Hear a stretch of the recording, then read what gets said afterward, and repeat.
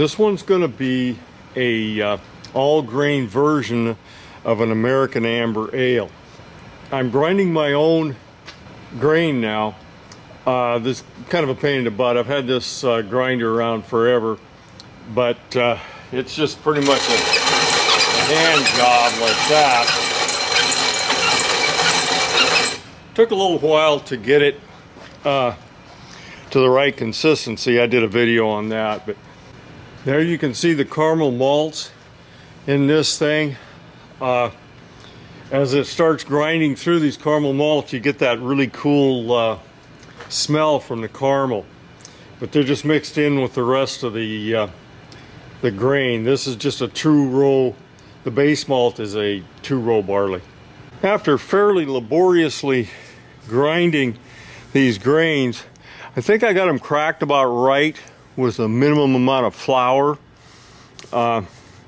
There's almost 11 pounds of grain there, and I'll be putting the mash tun up here and we'll be getting it set up. The strike water is the first water you put in to the mash tun, and then you put this on top of it.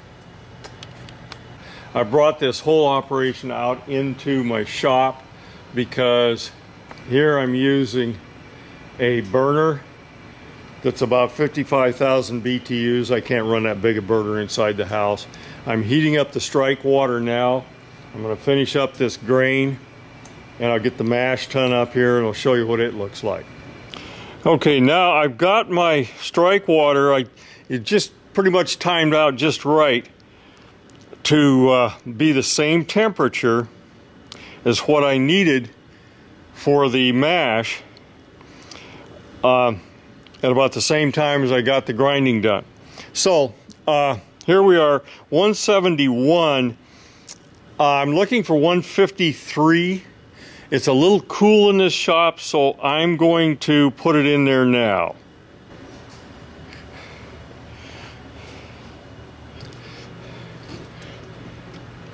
Now you can see this is just an old Igloo cooler I had around. And you'll see the way I did this for the drain in the bottom with that stainless steel braid. You can get that off of stainless steel braid that's on bathroom fittings and the like. Actually seems to work pretty good. So I'm going to pour the water in there and get this the mash tun preheated.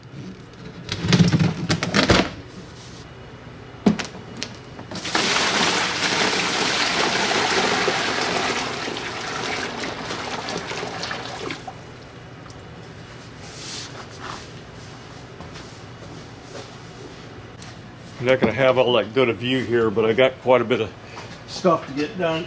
Okay, all this mash is going in here. And you stir it up a bit. I think it's going to take a lot of stirring necessary.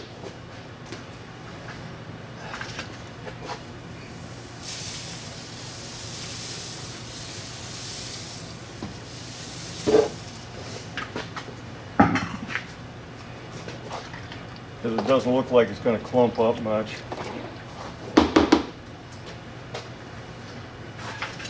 I want to be pretty quick at this because I could cool it off too much. I can add a little bit more water if I need to, but it's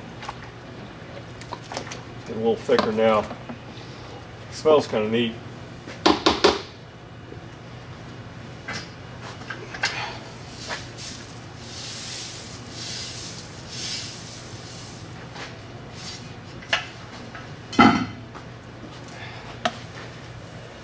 They call this doughing in, and really all I'm trying to do is make sure that the grains are pretty much covered by water and there's no clumping of it.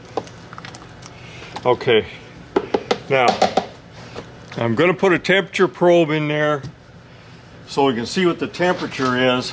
I'm a little afraid I'm going to be a little bit low. I do want 153.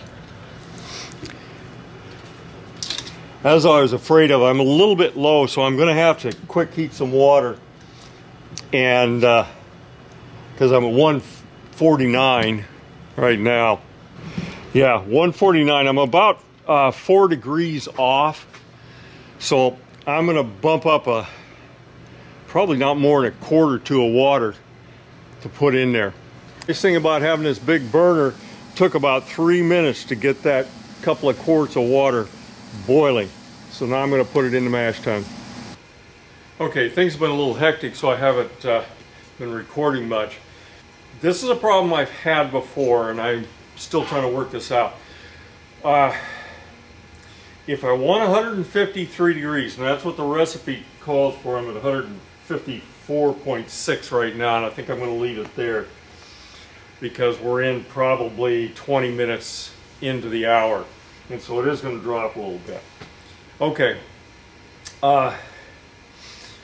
you pour your water in, and the first batch I did, they said put it in 167, that'll get you 153 when you put your grains in, because the grains absorb heat too. Well, it dropped like a stone. It was way too low. So I had to add water to it, higher temperature water, to get it to the right temperature. Okay, so this time I went 172 because I thought that'll take care of it. Well, it still didn't take care of it. I was about 149, 148, I think, when I put the grains in. I had to take what is my sparge water. Now, sparge water is what I'm going to add to this after the grains have turned to sugar. I'll explain that in a little bit. But so I took some of my sparge water, heated it up real quick. Good thing I got a big freaking burner there. Starts at boiling in like 2 minutes. And I had to add about a gallon of water at about boiling to get, it says 154.8. Okay, it's supposed to be 153. I think that's going to level out okay. But you kind of have these things happen. I'm going to start putting hotter and hotter water in this. And I'm going to go over something that's going to happen later. When I put my sparge water, now that's, remember, strike water is what goes in to start the grains turning starch to sugar. Very narrow temperature range, at 153, 154, 155, depending on which grains you're using, or whose recipe really. And then I'm going to take sparge water and put in it after that hour. Now, in between time, I still got a little something to do. I'm heating my sparge water now. Oh, one thing I wanted to tell you about the sparge water. Sparge water is supposed to stop that action. It's supposed to stop the changeover from starch to sugar, so that you can then pull the wort out of the mash. Okay, that is supposed to be 170 degrees, so I'm pouring 170 degree water in there and I'm thinking, this is stupid. I got 153 in the mash tun and I put 170 in it. I'm not going to get 170 because 170 is what you need. That stops the action. So it's going to get boiling water put in there. And that should bring it to the 170 or so. Because my sparge water, because I had to add an extra gallon here to get this thing cool, or get this thing warm enough to the right temperature, I cut down my sparge a little bit. I am being fat on the amount of water. This thing's going to be just about full when I'm done. Because when I've done these brews before, I've only done one all grain before, but when I've done these things, I always end up with less than 5 gallons, 4.5, 4, something like that. And I'm trying to get that up so that I have the 5-gallon number. That's after boil. I'm going to have over 7.5, I think, gallons in this thing, and some of it's going to stick in this grain bed. I'm not going to get it all out of the grain bed, and some of it's going to go away in the boil. I hope that kind of explains what I've been trying to do. Now I'm heating my sparge water. I'm going to get this up to boiling before I put it in here. I'm at 154 on my grain bed, and I want to get it up to 170, and I got about 3 gallons in this thing. I think that's going to come out about right. There's a lot of questions about how much water should be put where, but this is what I'm going to do this time. Okay, we're running a little bit below or a little bit above the target temperature. We're 154. I'm calling it good. I'm going to add in sparge water, which is right at 200 degrees.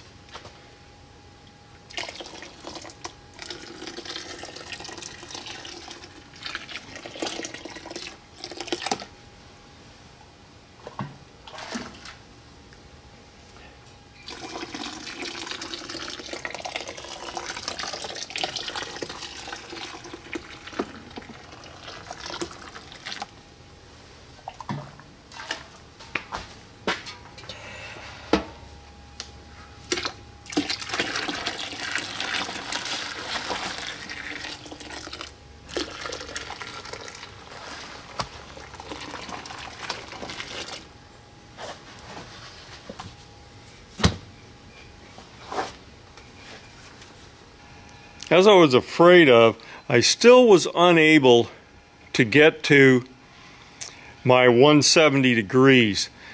And I put my sparge water in. I got another half a gallon I'm heating right now. I'm going to pour that in there and see if that makes a difference, and then we're just going to have to call it good. Well, I'm not going to put any more in here. I'm up to 167. That's about the best I can do. So now I'm going to leave this sit. Oh gosh, how long? Going to give this about, I'm going to give it 8 or 10 minutes to settle down, and then I'm going to start recirculating the wort. Now all that really is I'm taking the wort from in there. You can see I pretty much got a 48 quart cooler pretty full. I'm going to start pulling some of it off the bottom slowly. Okay, I'm going to start recirculating the wort. Now what that does is all the hulls and all that sort of stuff will catch on that stainless steel braid and kind of halfway plug it up and create a better filter. And so I'm going to rinse this sparge water through until I get clear wort. Now the first one I did, I wasn't real picky about this, and I ended up with a pretty cloudy brew. Whether that's the reason for it or not, I don't know, but I had a lot of suspended solids in the wort even after it had finished fermenting and cold crashed and everything. So I'm gonna wait a few minutes and do that. Okay, I'm going to pre-boil gravity check. I'm going to use this doohickey here. Now, get one of these. Some guys try to put that stuff in the wort, put this thing in the wort. You can't read it. It's almost impossible to read. So, because these got to be really close. You got to look real close at these numbers and these things.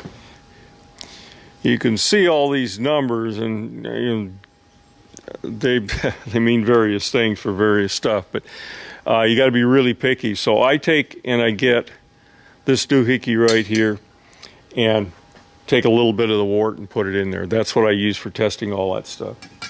If you want, you can use distilled water for all your brewing. This brew I did just mostly because I wanted the containers. You can use tap water, but it has to be boiled before you can use it. On this one, I just decided to go ahead and use distilled water. We'll see how it comes out. I note all these things as I go along on my brew sheets so I can refer back to them, because I can guarantee you I'll forget it. Here's a look at some of the first sparge water I've cut. Well, first wort I've collected out of this thing.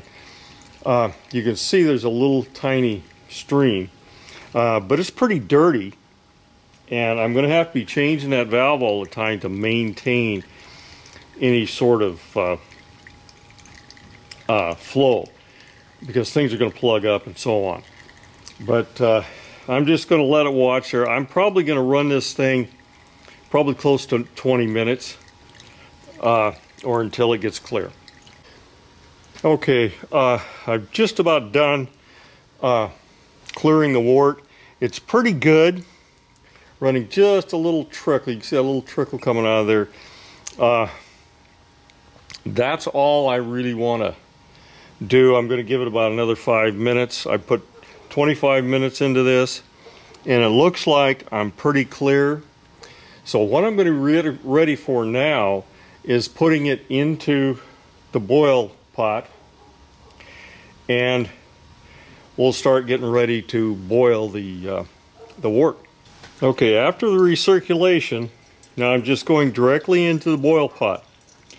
Now, what I essentially have here is sugar water,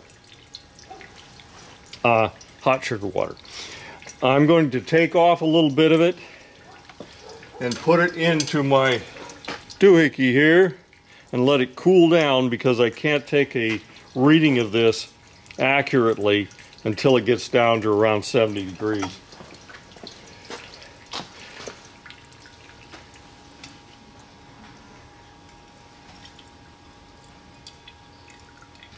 Okay, now you can see the rate it's coming out at.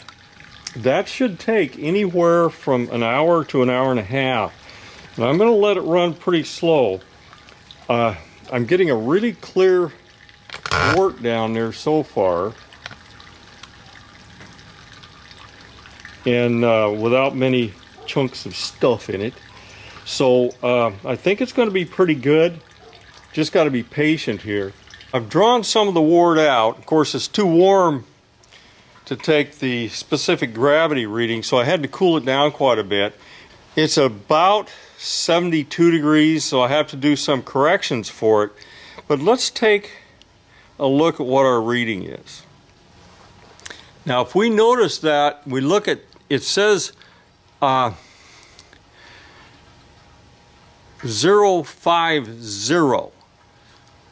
but the level's just a little bit below that. We don't want to go where it goes up the side of the gravity meter.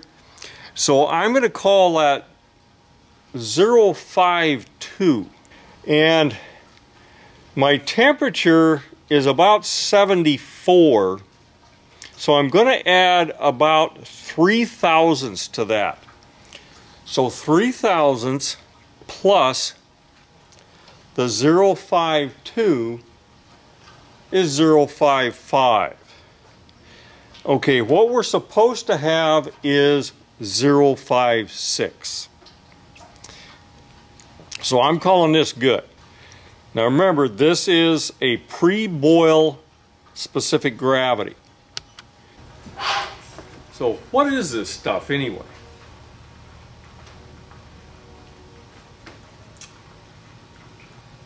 I usually like to taste this stuff.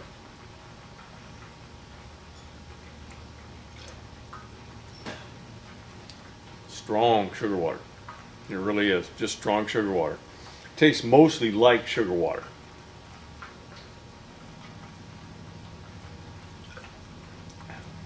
Actually a pretty good drink.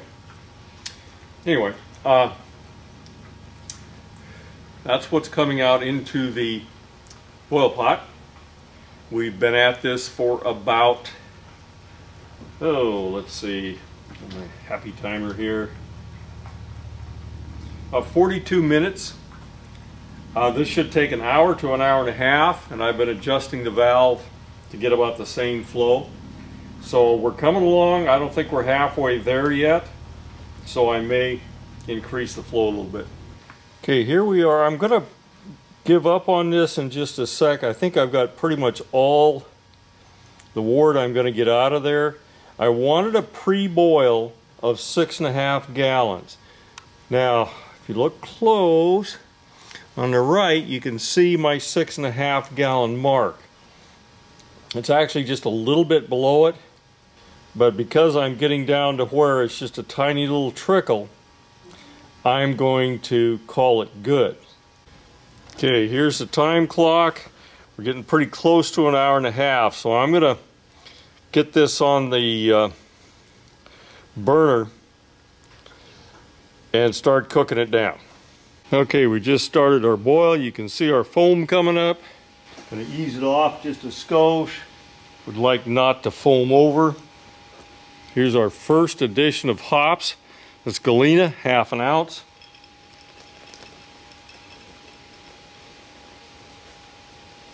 Bubble, bubble, toil and trouble.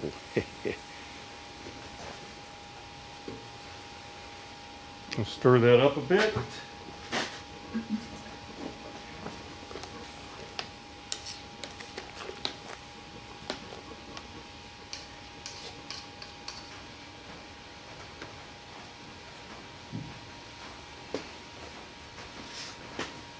Now we got our second edition of Galena hops. First one was Galena also. Kind of freaks out when you put it in there. Starts bubbly boiling all over the place. That's with 20 minutes left on the boil. Here's our last addition, 10 minutes from the end of the boil. This is Cascade, really aromatic. The Galena I don't know much about, but the Cascade is really an aromatic sort of stuff.